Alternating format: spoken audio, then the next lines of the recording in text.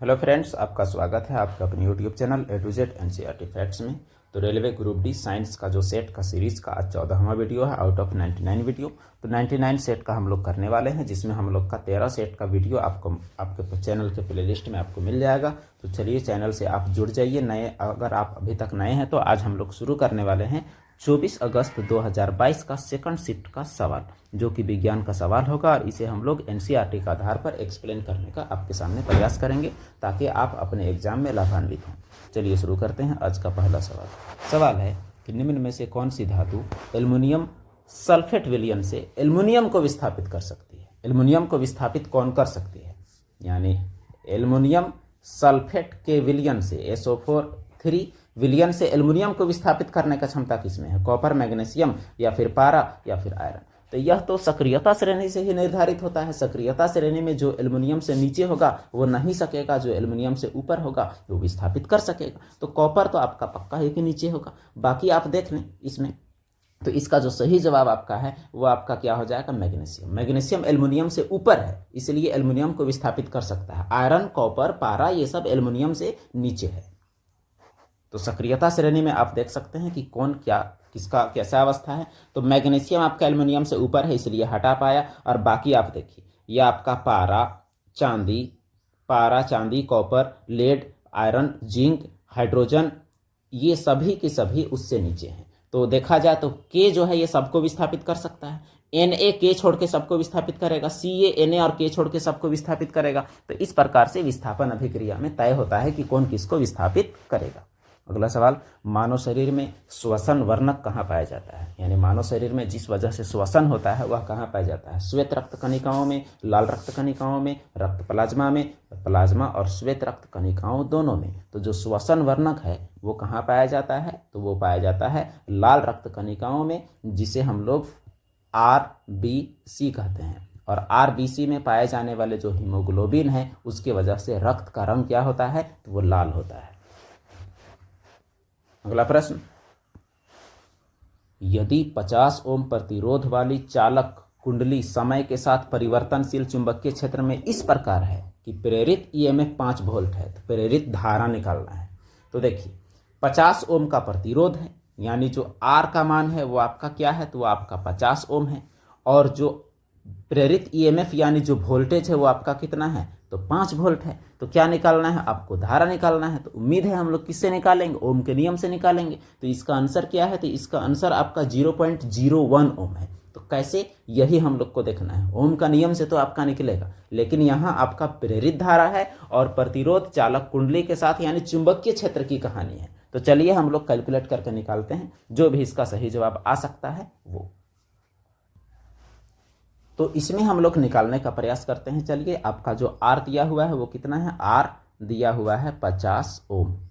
और उसके बाद प्रेरित EMF जो वोल्टेज होता है वो आपका कितना दिया हुआ है? वो दिया हुआ है 5 वोल्ट। तो आपका ओम का नियम क्या होता है? V बराबर आपका होता है IR। तो इस कंडीशन में आपका I बराबर क्या हो जाएगा? तो I बराबर हो जाएगा V/R। तो V का मान कितना है? V का मान आपका है 5 वोल्ट। और ये प्रतिरोध कितना है? तो वह है आपका 50 ओम। अब आप देखिए, ऊपर आपका 5 एकम 5, नीचे आपका 5 दहाइये 50, तो हो गया 1/10।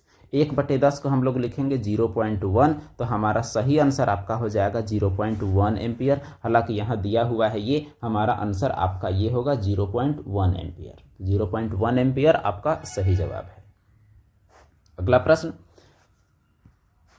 निम्नलिखित अभिक्रिया का उत्पाद क्या होगा?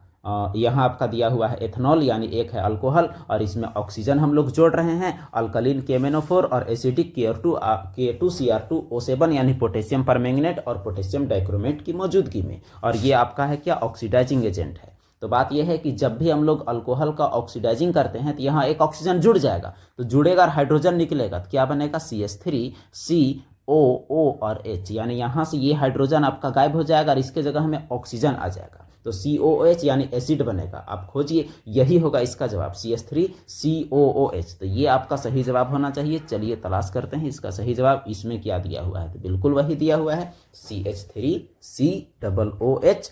एथनॉल यानी कोई भी अल्कोहल का ऑक्सीडेशन करने से, ऑक्सीकरण करने से एसिड बनता है।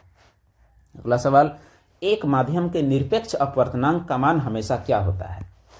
0 के बराबर, 1 से अधिक, 1 के बराबर, 1 से कम। तो अपवर्तनांक क्या है? निरपेक्ष अपवर्तनांक n बराबर होता है आपका c/v। c/v का मतलब ये हुआ कि c मतलब प्रकाश की चाल, c मतलब प्रकाश की चाल हवा में, और v ये भी प्रकाश की चाल, लेकिन यह माध्यम में, जिस माध्यम का भी निकालेंगे। अब देखिए, मैक्सिमम प्रकाश की चाल होती है 3 × 10⁸ हवा में। यहाँ जितना भी होगा इससे तो आपका कम ही होगा, और इससे जब कम होगा तो ज़्यादा को अगर हम कम से डिवाइड करेंगे, ज़्यादा को अगर कम से डिवाइड करेंगे तो हमेशा 1 से अधिक आएगा, हमेशा 1 से अधिक आना चाहिए। तो इस हिसाब से निरपेक्ष अपवर्तनांक का मान हमेशा 1 से अधिक होना चाहिए। देखते हैं इसमें सही जवाब क्या है। बिल्कुल सही जवाब है 1 से अधिक आना चाहिए हमेशा। निरपेक्ष अपवर्तनांक 1 से अधिक। क्यों? आपको पता चल गया। अगला सवाल, एक प्रकाश किरण एक अवतल दर्पण के ध्रुव पर आपतित होती है, तो आपतित किरण और मुख्य अक्ष के बीच निर्मित न्यून कोण क्या कहलाता है? निर्गमन, परावर्तन, विचलन या आपतन? तो इसका सही जवाब हो जाएगा आपतन कोण। क्यों और कैसे, ये हम लोग देखते हैं। मान के चलिए एक हमारा है अवतल दर्पण, तो ये अवतल दर्पण बना लिए, इसका ये रहा आपका मुख्य अक्ष। अब यहाँ कहता है कि मुख्य अक्ष यहाँ एक प्रकाश किरण अवतल दर्पण के ध्रुव पर आपतित होती है। तो मान के चलिए यहाँ आपका ध्रुव पर कोई किरण आपतित हुआ ऐसे, तो ध्रुव पर आपतित हुआ तो यह आपका परावर्तित भी होगा, जाहिर सी बात है। अब बात यह है कि जो आपका ये मुख्य अक्ष है, ये जो आपका मुख्य अक्ष है, तो मुख्य अक्ष और आपतित किरण के बीच के कोण को हम लोग आपतन कोण कहते हैं, और मुख्य अक्ष और परावर्तित किरण के बीच का कोण को परावर्तित कोण कहते हैं, परावर्तन कोण। तो यह बात आपको याद रखनी है। अगला प्रश्न, निम्न में से कौन सा लवण लगभग 7 pH वाला जलीय विलयन उत्पन्न करेगा? NH4Cl, Na2CO3, K2SO4। तो कौन लगभग 7 वाला जलीय विलयन, यानी कौन ज्यादा क्षारीय या ज्यादा अम्लीय नहीं है, यह सवाल आपसे पूछा गया है। सही जवाब इसका क्या है? केवल 3। केवल 3 का मतलब ये हुआ कि आपका जो K2SO4 है, केवल इसका मान ही लगभग 7 के बराबर है। तो 7 के लगभग में इसी का pH मान है, इसीलिए। बाकी ये दोनों आपका, ये तो आपका थोड़ा अम्लीय नेचर का आपका हो जाएगा, ये आपका क्षारीय नेचर का हो जाएगा, और ये लगभग उदासीन नेचर का है, इसीलिए केवल यही हुआ। अगला सवाल, 2AgCl तीर का निशान 2Ag + Cl2 उपरोक्त अभिक्रिया के घटित होने के लिए उपयुक्त स्थिति क्या है? उष्मा, सूर्य का प्रकाश, उष्मादाब, सूर्य का प्रकाश और दाब। यह सवाल NCERT क्लास 10 का पहला चैप्टर से डायरेक्ट पूछा गया सवाल है। पिछले वीडियो में आपको बताया गया है कि वियोजन 3-4 कंडीशन में हो सकता है। एक हो सकता है उष्मा, एक हो सकता है प्रकाश, और एक हो सकता है विद्युत। तो विद्युत से भी अपघटन होगा, प्रकाश से भी, उष्मा से भी। तो यहाँ किससे हो रहा है अपघटन? ये सवाल आपके लिए है। तो यहाँ सनलाइट से हो रहा है, यानी यहाँ पर आपका क्या हो जाएगा? तीर के ऊपर, तो तीर के ऊपर आपका हो जाएगा सनलाइट। सनलाइट की मौजूदगी में ही AgCl 2Ag और Cl2 में टूटता है। अगला प्रश्न, ये सवाल 11वां क्लास से है और ये थोड़ा टफ टाइप भी है। सवाल है कि निम्नांकित चित्र विभिन्न प्रकार की श्वेत रक्त कणिकाओं को दर्शाता है, सही नामांकन को दर्शाइए। तो ABCDE सब है, न्यूट्रोफिल, मोनोसाइट, इयोसिनोफिल, बेसोफिल, लिम्फोसाइट। तो सारे को आपको पहचानना है कि कौन क्या है। ये 5 प्रकार के आपका 5 प्रकार के WBC है, और यही में से पहचानना है। व्हाइट ब्लड कर्पस्कल, श्वेत रक्त कणिकाएं, इन्हें आपको पहचान करना है। तो इसमें से कौन क्या है, चलिए देख लेते हैं। तो जो आपका A है वो आपका न्यूट्रोफिल है। यहाँ सही जवाब से ही हम लोग इसको देख रहे हैं। A जो है वो आपका क्या है, तो आपका न्यूट्रोफिल है। A neutrophil. और उसके बाद जो B है वो इयोसिनोफिल है। B इयोसिनोफिल नीचे आपका लिखा हुआ है। और उसके बाद C आपका बेसोफिल है, ये C बेसोफिल। और उसके बाद D जो है वो लिम्फोसाइट है। और जो आपका लास्ट में जो E है वो आपका मोनोसाइट है। तो इस प्रकार आपका सब अलग अलग है।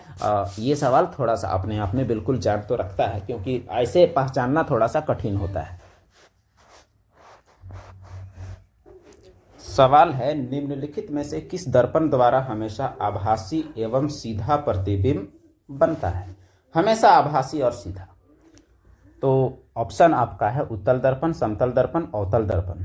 अब देखिए, उत्तल दर्पण का इस्तेमाल आपका साइड मिरर के रूप में होता है। क्यों?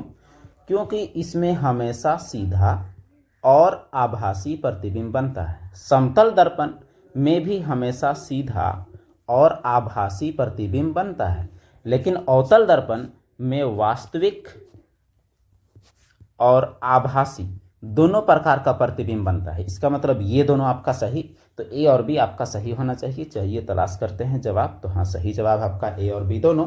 उत्तल और समतल में हमेशा आभासी एवं सीधा प्रतिबिंब बनता है, जबकि अवतल दर्पण में दोनों प्रकार के प्रतिबिंब बनते हैं। अगला सवाल, जिप्सम से प्लास्टर ऑफ पेरिस बनाने के लिए कितने तापमान की आवश्यकता होती है? 173, 100, 373 या 0 डिग्री सेल्सियस? तो जो जिप्सम जो होता है वह एक कठोर पदार्थ होता है। उसको 373 डिग्री सेल्सियस पर गर्म करने पर क्या प्राप्त होता है? तो वो प्राप्त होता है 373 केल्विन पर गर्म करने पर प्राप्त होता है आपका प्लास्टर ऑफ पेरिस। लेकिन यहाँ आपका ऑप्शन दिया हुआ है डिग्री सेल्सियस में, तो इसे आप गौर करेंगे एक बार कि 373 केल्विन को जब आप डिग्री सेल्सियस में बदलेंगे तो वो आपका 100 डिग्री सेल्सियस होगा। इसका मतलब ये हुआ कि आपका जवाब ये होगा 100 डिग्री सेल्सियस। 373 अगर केल्विन में होता तो आपका जवाब 373 वाला होता। इसे आप देख लें, जिप्सम को 373 केल्विन पर गर्म करने पर यह जल के अणुओं को त्याग कर कैल्शियम अर्धहाइड्रेट यानी ये बनाता है। इसे प्लास्टर ऑफ पेरिस कहते हैं। इसका उपयोग डॉक्टर टूटी हुई हड्डियों को सही जगह पर स्थिर रखने के लिए करते हैं। प्लास्टर ऑफ पेरिस एक सफ़ेद चूर्ण है जो जल जो पुनः मिल जाने पर फिर से क्या बनाता है? जिप्सम बनाता है। यानी जब आपका किसी का पैर टूटता है तो प्लास्टर करवाते हैं, तो वो प्लास्टर का पाउडर होता है, वो प्लास्टर ऑफ पेरिस है। लेकिन जब वो जम जाता है और जाम हो जाता है, पूरा टाइट ले लेता है, तो वो जिप्सम कहलाता है।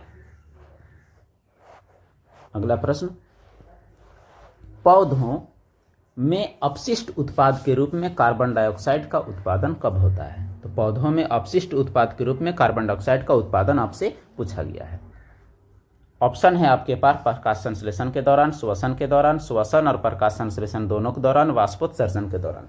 तो अपशिष्ट के रूप में कार्बन डाइऑक्साइड का उत्पादन कब होता है पौधों में? ये कहता है, देखिए, जब प्रकाश संश्लेषण होता है तो उस दौरान अपशिष्ट आपका ऑक्सीजन होता है, और वो ऑक्सीजन हमारे लिए काफ़ी यूजफुल है, लेकिन पौधे के लिए कोई यूज का नहीं है। लेकिन यहाँ सवाल है कि कार्बन डाइऑक्साइड का उत्पादन कब होता है? तो इसका सही जवाब है श्वसन के दौरान। चलिए गौर करते हैं, दो टर्म आपके पास है। एक टर्म है प्रकाश संश्लेषण। प्रकाश संश्लेषण के समय क्या उत्पादन होता है खासतौर से हमारे लिए यूजफुल? वो होता है ऑक्सीजन, और एक होता है आपका कार्बोहाइड्रेट। ये दोनों चीज़ उत्पादित होते हैं प्रकाश संश्लेषण के दौरान हमारे लिए, जो कि यूजफुल हैं। और श्वसन के दौरान, श्वसन पौधा खुद के लिए करता है, अपना ऊर्जा उत्पादन करता है, तो उस दौरान क्या बनाता है? तो उस दौरान कार्बन डाइऑक्साइड आपका जो है वो आपका अपशिष्ट के रूप में बनाता है, जिसका यूज उसको उस टाइम तो नहीं है। अगला प्रश्न, सवाल है, निम्न में से गलत कथन का चयन कीजिए। आपको गलत का पहचान करना है। न्यूलैंड ने तत्वों को बढ़ते हुए परमाणु द्रव्यमान के आधार पर व्यवस्थित किया और अष्टक नाम दिया। बिल्कुल सही। सोडियम लिथियम के बाद 8वां तत्व है, कैल्शियम बेरिलियम के बाद 8वां तत्व है, और अष्टक नियम केवल मैग्नीशियम तक ही लागू होता था, क्योंकि मैग्नीशियम के बाद प्रत्येक 8वें तत्व में पहले समान गुण मौजूद नहीं थे। देखिए यहाँ अगर आप न्यूलैंड्स के अष्टक नियम आपको पता होगा तो न्यूलैंड्स का अष्टक नियम कैल्शियम तक लागू होता था। यहाँ आपका मैग्नीशियम लिखा हुआ है, जो कि आपका गलत लग रहा है। इसका मतलब इसका जो सही जो गलत है वो बात आपका क्या है? तो गलत जो बात है वो आपका ये है, बाकी ये तीनों आपका सही है। यानी सोडियम जो होता है उसके बाद क्या आता है? तो उसके बाद लिथियम, और कैल्शियम जो किसके बाद आता है? तो बेरिलियम के बाद आता है, और परमाणु द्रव्यमान के आधार पर सजाया है। लेकिन यह मैग्नीशियम तक नहीं बल्कि कैल्शियम तक लागू था। यह बात गलत है। अगला सवाल, उस विकल्प का चयन कीजिए जिसमें केवल जैव निम्नीकरणीय पदार्थ शामिल हैं। जैव निम्नीकरणीय यानी जिन्हें जीव सड़ा गला सकते हैं, केवल वे शामिल हैं, उनका आपको चयन करना है। केवल जैव निम्नीकरणीय: बैटरी, सब्जी, छिलके, बासी रोटी, कांच धातुएं, टेट्रापैक धातुएं, चमड़ा, बासी बिस्किट, फल, कांच धातुएं, अंडे के छिलके, कागज, टेट्रापैक, अंडे के छिलके, कागज, बासी बिस्किट, फल, सब्जियों के छिलके। तो जो आपका चौथा ऑप्शन जो जा रहा है वो लग रहा है कि वो आपका सही होगा। चलिए बिल्कुल सही, अंडा का छिलका, कागज, बासी बिस्किट, फल और सब्जियों का छिलका, ये आपका जैव निम्नीकरणीय है, ये सभी सड़ जाते हैं। अगला सवाल, विद्युत पारेषण लाइनों के लिए यानी विद्युत का पारगमन का लाइन जो बनाया जाता है विद्युत का तार, इसमें से किस पदार्थ का प्रयोग होता है? तांबा, निक्रोम, टीन लेड मिश्र धातु या टंगस्टन। तो तार में किसका इस्तेमाल होता है बिजली के लिए? तो सबसे ज़्यादा तांबा का इस्तेमाल होता है। हालांकि सबसे अच्छा चालक चांदी है, लेकिन चांदी के महंगे होने की वजह से तांबा का इस्तेमाल ज़्यादा होता है। अगला सवाल, एक श्वेत प्रकाश पुंज किसी त्रिभुजाकार कांच के प्रिज्म के माध्यम से वर्ण विक्षेपित होकर 7 रंगों की पट्टिका निर्मित करता है। कौन सा सही है? यानी सवाल में आपका ये है, ये प्रिज्म है, यहाँ से 7 रंग का पट्टी प्राप्त होता है। 7 रंग का पट्टी क्या है? VI, BG, YO और आखिरी आपका रेड यानी लाल। तो लाल रंग का अपवर्तनांक सबसे कम है, बिल्कुल सही, इसलिए तो यह कम मुड़ा है। बैगनी रंग का न्यूनतम विचलन है, गलत। बैगनी रंग का विचलन जो है ये ज़्यादा होता है, ये आपका सही, ये आपका गलत। अब उसके बाद देखिए, कांच में श्वेत प्रकाश के सभी घटकों की चाल समान होती है? बिल्कुल नहीं। सभी घटक का चाल अगर समान होता तो अलग अलग बटता ही नहीं, इसका मतलब ये भी आपका गलत है। तो बोलता है कि सही कौन है? तो केवल ए होना चाहिए, लेकिन देखते हैं कि रेलवे का आंसर क्या है। बिल्कुल सही जवाब आपका केवल ए है, इसका सही जवाब। यानी कहने का मतलब जो आपका 2 ठो आपका गलत हुआ, ये दोनों आपका गलत और ये वाला सही। चाल समान नहीं होता, बैगनी का न्यूनतम विचलन सबसे अधिक होता है, न्यूनतम नहीं, और लाल रंग का अपवर्तनांक सबसे कम होता है। अगला सवाल, निम्न में से कौन सा पर्यावरणीय कारक कुछ जंतुओं में विकासशील जीव के लिंग निर्धारण के लिए महत्वपूर्ण है? प्रकाश, आर्द्रता, वायु या तापमान। तो कौन विकासशील जीवों में लिंग निर्धारण करता है? तो इसका सही जवाब, पिछले सेट में भी ये सवाल था, उसमें सरीसृप करके था। तो तापमान जो है वो बहुत सारे जीवों में लिंग निर्धारण करता है, खास करके बहुत सारे जो सरीसृप जैसे अंडे देने वाले कुछ सरीसृप होते हैं, वे तापमान के आधार पर उनके अंडों से मेल निकलेंगे या फीमेल, यह बात डिसाइड होता है। अगला सवाल, मेंडलीफ की आवर्त सारणी में आधुनिक आवर्त सारणी के किस समूह का उल्लेख नहीं किया गया है? मेंडलीफ वाला में हाइड्रोजन, निक्टोजन, उत्कृष्ट गैस या कैल्कोजन यानी चैल्कोजन। तो किसका निर्धारण नहीं किया गया है, ये आपसे पूछा गया है अब मेंडलीफ का आवर्त सारणी में। तो इसका सही जवाब जो आपका हो जाएगा वो आपका हो जाएगा उत्कृष्ट गैस यानी नोबल गैस। नोबल गैस का मेंडलीफ वाला में कोई चर्चा नहीं था। नोबल गैस क्या है वो बताते हैं। जो आपका ग्रुप नंबर 18 है, ये जो ग्रुप नंबर 18 है ये किसी से अभिक्रिया नहीं करता, मतलब ये सब अक्रिय होते हैं, और अक्रिय होने के कारण इन्हें कहा जाता है नोबल गैस। तो ये कहलाते हैं नोबल। बाकी ये हाइड्रोजन, ये चैल्कोजन और ये निक्टोजन और ये कार्बन फैमिली, ये बोरॉन फैमिली, ऐसा जो पी ब्लॉक के जो तत्व है इनका सब ग्रुप का अलग अलग नाम है। ये आपका हुआ एस ब्लॉक, ये हुआ आपका पी ब्लॉक, ये हुआ डी ब्लॉक और ये हुआ एफ ब्लॉक। अगला प्रश्न, मानव नरों में मौजूद लिंग गुणसूत्र XY होता है, तो इनके बीच क्या अंतर है? यानी एक्स और वाई के बीच कोई अंतर नहीं है। एक्स गुणसूत्र बड़ा, वाई छोटा। वाई गुणसूत्र में एक्स से अधिक जीन होते हैं, वाई बड़ा एक्स छोटा। तो क्या है इसका सही जवाब, वही हमें तलाश करना है। तो असल में साइज का डिफरेंस होता है, एक्स आपका बड़ा होता है और वाई आपका छोटा होता है। यानी इसे आप ऐसे आप दिखाएं तो आप हमेशा याद रख पाएंगे, एक्स वाई, बड़ा एक्स लिखिए और छोटा वाई लिखिए। अगला सवाल है, जब किसी विद्युत उपकरण के टर्मिनलों पर 50 वोल्ट का विभवांतर करते हैं आरोपित, तो 5 एम्पियर की धारा बहती है। विभवांतर को 110 कर दिया जाए तो धारा कितनी होगी? अब देखिए यहाँ जो आपका धारा कितना होगा यही आपको निकालना है। 50 के केस में 5 है, तो 110 के केस में क्या होगा, यही है इसका जवाब। तो इसका जवाब क्या होगा वो हम लोग देख लेते हैं, हल भी हम लोग ही करेंगे। तो इसका सही जवाब है 11 एम्पियर। कैसे है वो आपको बताएं, चलिए हल करते हैं। तो सबसे पहले जो पहला जो आपका डाटा दिया हुआ है उससे आप कुछ निकालने का प्रयास करें। जैसे भी आपका दिया हुआ है पहला डाटा में 50 वोल्ट और आई दिया हुआ है आपका कितना, तो 5 एम्पियर। तो आर निकालें, तो आर बराबर क्या हो जाएगा, V बटे आई। V बटे आई मतलब 50 बटे 5 यानी 5 दहाई 50 यानी आर बराबर हो गया 10 ओम। अब देखिए नया डाटा में आपका V बराबर क्या है, तो 110 और आर बराबर क्या है, तो 10। तो आपको क्या निकालना है, तो आई निकालना है। तो आई बराबर क्या हो जाएगा, V बटे आर। तो V का मान कितना है 110, ये 10 10 10 कट गए, तो आई का मान कितना निकला, तो 11 एम्पियर। वही आपका है सही जवाब। अगला प्रश्न, रासायनिक अभिक्रिया N2X2 और 2NH3 में X का मान क्या है? यह सवाल संतुलित करने के लिए है।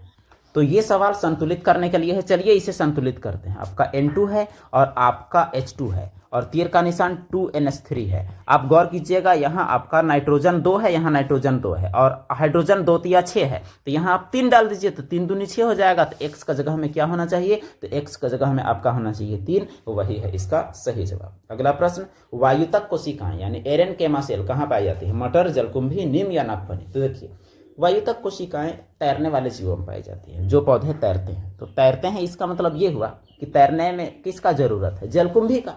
तो एरेनकाइमा कोशिकाएं जो हैं वो जलकुंभी में पाई जाती है। अगला प्रश्न, फ्लेमिंग के, शायद ये आज का आखिरी सवाल है, फ्लेमिंग के दाएं हाथ के नियम के अनुसार दाएं हाथ की तर्जनी, मध्यमा और उंगली किस किस दिशा को इंगित करती है? क्या क्या को इंगित करती है? तो फ्लेमिंग का दाएं हाथ का नियम का मान लिया जाए हम लोग 3 डायरेक्शन हम लोग लेते हैं फ्लेमिंग के दाएं हाथ के नियम के अनुसार।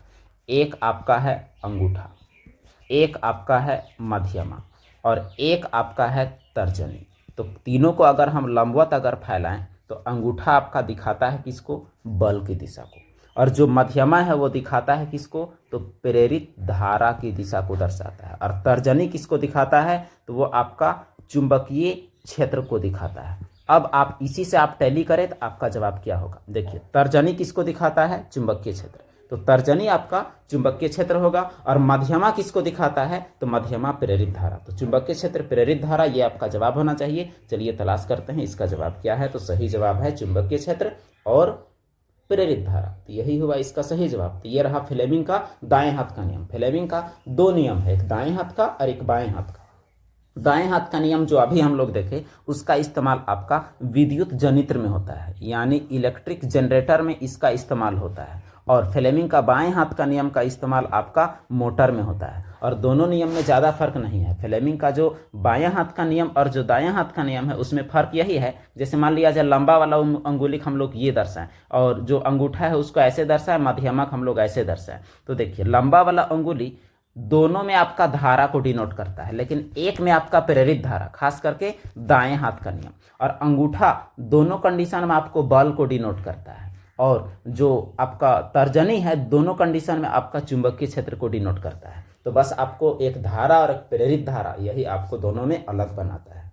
तो चलिए फिर मिलते हैं। आज के लिए हम लोग का इतना ही है। हमारा लगभग 25 क्वेश्चन का जो हमारा सेट है वो हमारा कंप्लीट होता है। शायद 1-2 सवाल कम भी हुए हों। जितना एक शिफ्ट में हमारा प्राप्त होता है क्वेश्चन, उतना ही हम लोग सवाल करवाते हैं। तो चैनल में अभी तक नए हैं तो ज़रूर जुड़ जाएं। और वीडियो देखने के लिए धन्यवाद। जो भी डाउट हो कमेंट बॉक्स में बताएं। हम लोग फिर मिलते हैं अगले वीडियो में।